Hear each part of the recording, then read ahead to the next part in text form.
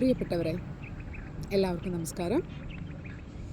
ഇന്ന് നമുക്ക് എന്നെക്കുറിച്ച്, നിങ്ങളെക്കുറിച്ച് സംസാരിച്ചാലോ? വരും, യാത്ര തുടരാം. നമ്മുടെ ജീവിതയാത്രയിൽ നമുക്കെല്ലാവർക്കും നല്ല ശീലങ്ങളും ചീത്ത ശീലങ്ങളും ഉണ്ട്. എത്ര പേർക്കറിയാം ആ ന്യൂറോ ട്രാൻസ്മിഷനെ കുറിച്ച്? നമ്മുടെ ബ്രെയിനകത്ത് ഒരുപാട് കാര്യങ്ങൾ ഒരു ദിവസം ഉണർന്നെഴുന്നേറ്റ് കിടക്കുന്നത് വരെ നടന്നുകൊണ്ടിരിക്കുന്നുണ്ട്. ചില ദുശ്ശീലങ്ങളുണ്ടാവാം, ചില നല്ല ശീലങ്ങളുണ്ടാവാം. കരുണ, ദയ, സ്നേഹം, ദേഷ്യം, അഹങ്കാരം, അഹംഭാവം ഒക്കെ. എനിക്കൊന്നേ പറയാനുള്ളൂ, ഈ ശീലങ്ങളൊക്കെ എനിക്കുമുണ്ട്. ഓരോ ദിവസം കഴിയുന്തോറും ഇത് മെച്ചപ്പെടുത്താൻ വേണ്ടി ഞാൻ അതിനു വേണ്ടി ഒരുപാട് ശ്രമിക്കാറുണ്ട്. മനുഷ്യനല്ലേ, തെറ്റുകൾ പറ്റാം. നിങ്ങൾക്ക് ജീവിതത്തിൽ ഉയർച്ചയാണ് ആഗ്രഹമെങ്കിൽ, നിങ്ങളൊരു പരാജയത്തിൽ നിന്ന് വിജയം കൈവരിക്കാനാണ് ആഗ്രഹിക്കുന്നതെങ്കിൽ, ഒരു പരീക്ഷയ്ക്ക് തയ്യാറെടുക്കുന്നതാണെങ്കിൽ, നിങ്ങളുടെ കുടുംബത്തിൽ പ്രയാസങ്ങൾ അനുഭവിക്കുന്നുണ്ടെങ്കിൽ, രോഗത്താൽ വലയുന്നുണ്ടെങ്കിൽ, സാമ്പത്തിക ഭദ്രത നിലനിർത്തണമെന്ന് ആഗ്രഹമുണ്ടെങ്കിൽ, ഈ രീതിയിൽ നിങ്ങൾ ശീലിച്ചു നോക്കൂ. നമ്മുടെ തെറ്റുകൾ നമ്മൾ മനസ്സിലാക്കി യാത്ര ചെയ്യുക. നമ്മൾ യാത്രയിൽ വിജയം നേടണമെങ്കിൽ പരാജയപ്പെടാതെ ഒന്നും സാധ്യമല്ല.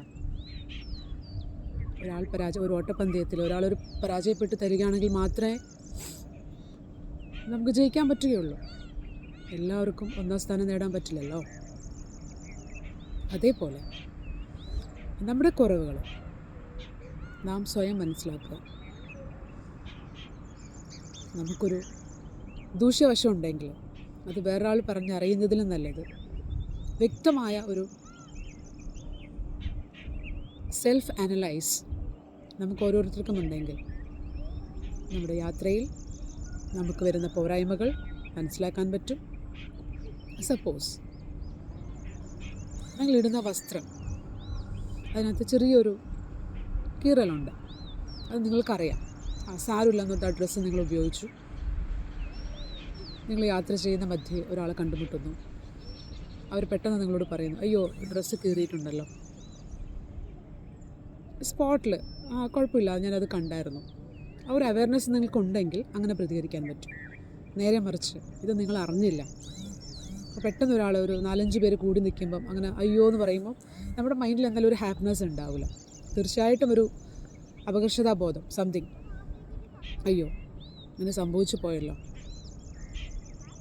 ആ ഒരു നമ്മുടെ ബ്രെയിനകത്തോട്ട് അത് ഫീഡാകും.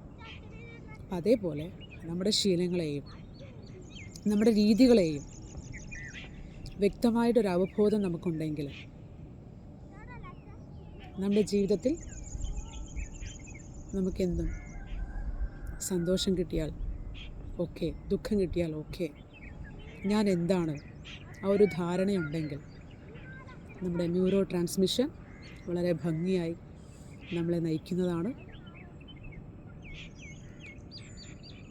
നമ്മുടെ ഭൗതിക അവബോധത്തിനുപരി ആന്തരിക അവബോധം വളർത്തിയെടുക്കുക, നല്ല മനുഷ്യനാവുക, നല്ല പ്രവൃത്തികൾ ചെയ്യുക.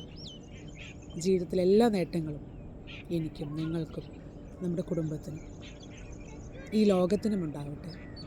ലോകാ സമസ്ത സുഖിനോ ഭവന്തു. നന്ദി.